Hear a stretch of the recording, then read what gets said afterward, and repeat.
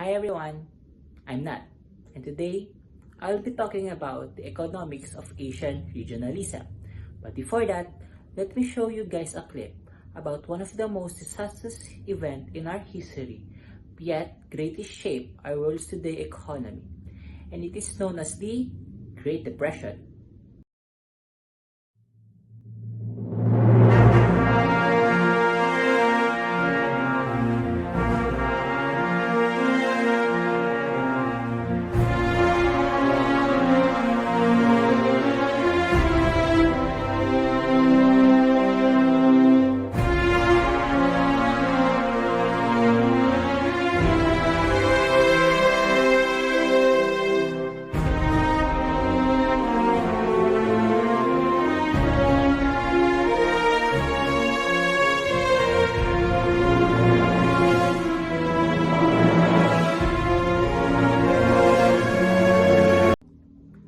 The clip showed that there is no unity among the people during the Great Depression.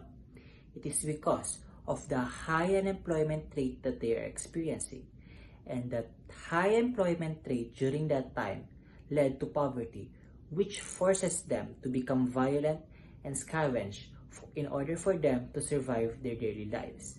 Moving forward, we only have to remember three key points in order to understand the history and current status of the economy of Asia today. The first point is that during the Great Depression, some countries formed preferential trade blocs. When we say preferential trade blocs, these are countries united with each other that shares the same purposes. So, during the Great Depression, in order for their economies to be saved, some united with each other to keep their economies growing and developing from one another. Second point, the failure of preferential trade blocs shaped the post-World War II economy, leading to the creation of now what we call the General Agreement on Tariffs and Trades, which prioritizes the principle of non-discrimination. Why is non-discrimination important? It is because this prevents the formation of possible trade blocs within countries that would isolate other countries from the global economy. Lastly, many economists and lawmakers are still skeptical about regionalism up to this day. It is because they believe that even with non-discriminatory framework in the global trading system, some regional agreements, such as in Asia and Europe, can make a preferential trade in certain countries, which will hinder non-members and create a trade diversion. Now, this problem will undermine the multilateral trading system, which is based on non-discriminatory principles and open trading system.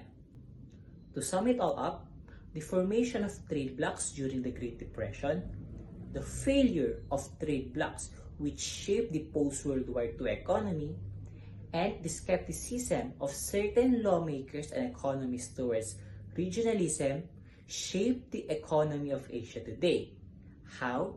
It is because it paved the way for the creation of non-discriminatory principle in the global trading system, which helped many countries across the globe to trade their goods and develop their economies efficiently.